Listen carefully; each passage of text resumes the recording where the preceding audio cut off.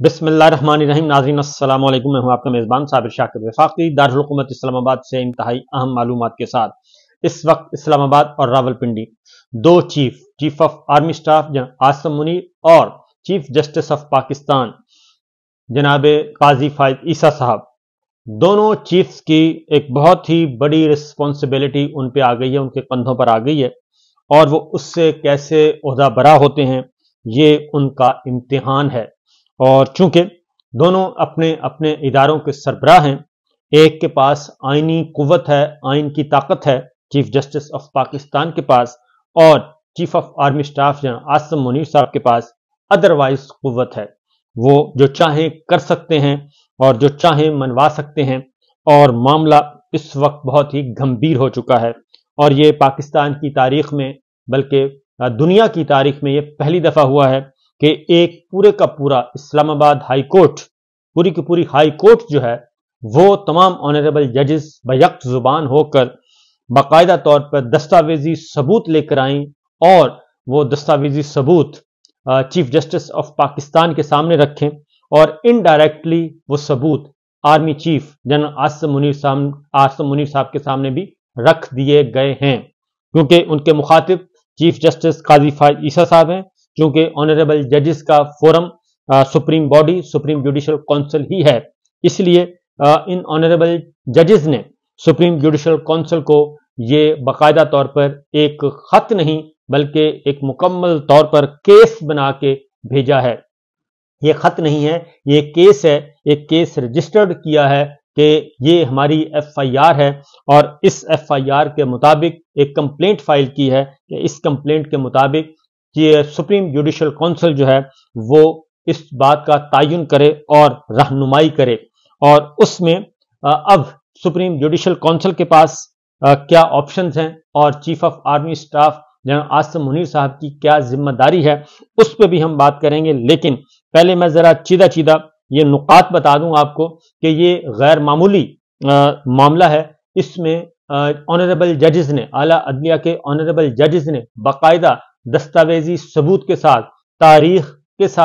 तारीख और वक्त और दिन बताकर कि फलां दिन फलां तारीख को ये वाकया हुआ, ये गैर कानूनी काम किया गया, ये जुर्म हुआ, इस तरीके से फलां शख्स को, अजीज को अगवा किया गया, उसको टॉर्चर किया गया, बिजली के करंट लगाए गए और उनसे जबरदस्ती वीडियो बयान रिकॉर्ड किया गया। उसके बाद ये दस्तावेजी और इस पे तमाम ऑनरेबल जजेस के दस्तखत हैं, और उसमें 3-4 बातें जो बहुत ही अहम हैं, जो नाकाबिले तरदीद हैं, इसको ठंडे दिमाग से सोचना चाहिए। ये किसी के हक और किसी के खिलाफ नहीं, बल्कि ये ऑनरेबल जजेस ने, 6 ऑनरेबल जजेस ने अपनी जान, माल, आबरू सब कुछ दांव पर लगा के, अपनी जिंदगियों को खतरे में डाल के, अपनी फैमिलीज की जिंदगियों को, अपनी माओ बहनों बेटियों की इज्जतों को खतरे में डालकर उन्होंने ये एक बहुत बड़ा कदम उठाया है, और उनकी हिम्मत को, हौसले को, अज़्म को दाद देनी चाहिए। और इस वक्त सबसे पहली रिस्पॉन्सिबिलिटी है कि पूरी की पूरी कौम को उनका साथ देना चाहिए, वकला बिरादरी को, वकला तंजीमों को, बार एसोसिएशंस को, उनको सामने आना चाहिए, और उसके साथ साथ बुनियादी इंसानी हकूक की जो तंजीमें हैं उनको सामने आना चाहिए। और फिर सबसे बढ़कर हमारे जो मीडिया कम्युनिटी है, मीडिया कम्युनिटी को सामने आना चाहिए, और उनको भी तमाम जो अपनी जाती फरोई जो तनाज़ात हैं और अपनी सोचें हैं, जाती सोचों को एक साइड पर रखते हुए इसको सुप्रीमेसी ऑफ कॉन्स्टिट्यूशन के तनाजुर में देखते हुए आगे बढ़ना चाहिए और अपनी आवाज़ बुलंद करनी चाहिए, क्योंकि ये बहुत ही एक अहम लम्हा है जिसमें ऑनरेबल जजेस ने अपने ओथ की पासदारी, अपने हल्फ की पासदारी की गारंटी मांगी है, और बताया है कि उनको हल्फ की पासदारी करने और अपनी आईनी जिम्मेदारियां अदा करने में किस तरीके से जो ISI और एग्जेक्टिव हुकूमती अहलकार और ISI के यानी कि फौज के अहलकार और अफसर किस तरीके से उनको ब्लैकमेल करते हैं, उन पर दबाव डालते हैं। ये मेरे सामने हर चीज मौजूद है, जिसमें उन्होंने वाज़ेह तौर पर यह कहा है कि शौकत अजीज सिद्दीकी साहब की रिक्वेस्ट जो उन्होंने की है बहाली के बाद, क्योंकि उनको बरतरफ किया गया था, अब वो बरतरफ नहीं बल्कि रिटायर्ड जज तस्वुर होंगे, उनकी रिक्वेस्ट पर तहकीकात की जाएं और तहकीकात करके उसको, उस तहकीकात के दायरा कार को सिर्फ उन तक महदूद ना रखा जाए बल्कि उससे आगे बढ़ा जाए। और आगे बढ़ते हुए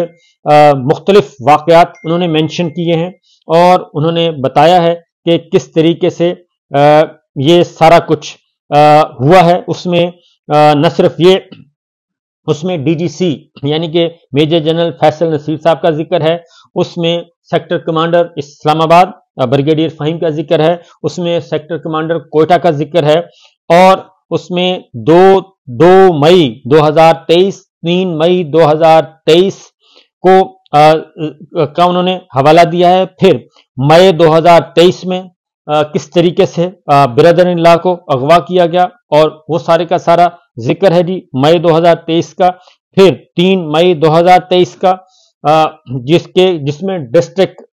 जिसमें डिस्ट्रिक्ट ईस्ट इस्लामाबाद जज ने अपना बताया कि उनके साथ क्या हुआ, उनको कैसे धमकियां दी गईं, और ये सारे के सारे मामलात रिकॉर्ड पर लाके, और इसके साथ साथ उन्होंने एक और काम भी किया है कि पुराने जो खतूत दस्तावेजी सबूत हैं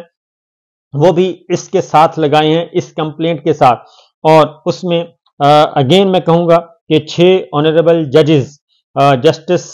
तारिक महमूद जहांगीरी साहब, जस्टिस सरदार इजाज इसहाक खान साहब, जस्टिस मोहसिन अख्तर क़यानी साहब, जस्टिस बाबर सत्तार साहब, जस्टिस अरबाब मोहम्मद ताहिर साहब और जस्टिस समन रफत इम्तियाज साहिबा, इन सब ने ये सारी चीज़ें रिकॉर्ड पर ला के बता दिया है कि जनाब ये कुछ हो रहा है, और ये किसी के खिलाफ नहीं बल्कि उन्होंने अपनी जिम्मेदारियां अदा की हैं। साथ ही साथ उन्होंने chief justice Islamabad high court को लिखे गए 2 खतूत जो कि सारी चीजें रिकॉर्ड पर हैं वो भी इनके साथ लगा दी गई हैं, लफ की गई हैं, एनेक्स ए और एनेक्स बी, जिसमें ये सारी के सारे वाकयात का जिक्र है। और फिर सबसे बढ़कर ये, उससे भी बढ़कर ये कि अगवा किया जाता है, तशद्दुद किया जाता है, धमकियां दी जाती हैं, टॉर्चर किया जाता है, बिजली का करंट लगाया जाता है। उसके साथ साथ ऑनरेबल जजेस के घर पे क्रैकर फेंके जाते हैं और फिर कैमरे नस्ब किए जाते हैं, और कैमरे भी बेडरूम्स तक उनकी निजी लाइफ जो है वो उसको उन निजी लाइफ के जरिए उनको ब्लैकमेल किया जाता है। ये सब कुछ ऑनरेबल जजेस ने हिम्मत करके वो सब कुछ ले आए हैं सामने। और अगर आजम सवाती साहब का आप उनकी आहो बका सुन लें तो आजम सवाती साहब ने भी इसी तरह की मेंशन किया था कि उनके साथ क्या किया गया और उनकी फैमिली के साथ क्या किया गया। तो आजम सवाती साहब को भी याद रखिएगा। जस्टिस शौकत अजीज सिद्दीकी साहब ने ये पहला अलम हक और सच बुलंद किया था। इसे बगावत नहीं कहना चाहिए, इसे अलम हक और सच बुलंद करने का नाम देना चाहिए, क्योंकि इस वक्त पाकिस्तान में पिछले 2 साल में जो कुछ हो चुका है वो हमें नजर आ रहा है, हर शहरी को पता है, और मुल्क के तूलो अर्ज में जिसकी वजह से पाकिस्तान ये हैं चंद भेड़े हैं, चंद काली भेड़े हैं, चंद करैक्टर्स हैं जो कि आइन और कानून से मावरा ये इक़दामात करते हैं, और उसकी वजह से पूरे के पूरे इदारे बदनाम होते हैं। और जब इनको क्रिटिसाइज किया जाए तो ये इदारों के पीछे छुपते हैं और इदारों के पीछे छुपकर फिर हमलावर होते हैं और इदारे की ताकत को इस्तेमाल करते हैं, और ये सारा कुछ किया जाता है। अब मैं आपको बताऊं कि ये सारे इतने होलनाक किस्म के एविडेंस जो हैं और इतने नाकाबिले तरदीद किस्म के एविडेंस आ चुके हैं, उसके बाद अब होना क्या चाहिए, क्योंकि वकला तंजीमें अभी देखना यह है कि जस्टिस काजी फाइज ईसा साहब का जब मामला हुआ था उन पे करप्शन के चार्जेस लगे थे, तो उस वक्त कैसे वकला तंजीमें मैदान में आई थी। अब देखना है कि पाकिस्तान बार काउंसिल का क्या किरदार है, उसका कौन सा चेहरा आज नुमायां होगा। फिर सूबाई बार काउंसिल्स के कौन कौन से जो हैं उनका अक्स भी नजर आएगा कि वो किस चेहरे के साथ इस मामले में अपना किरदार अदा करते हैं। फिर bar association, supreme court bar association हो, हाई कोर्ट बार एसोसिएशन हो, और उन सब का फिर अब होना क्या चाहिए जी, उस पर आते हैं। ये सारे किरदार तो अभी सामने आ जाएंगे क्योंकि सोशल मीडिया पे इस वक्त इसको एक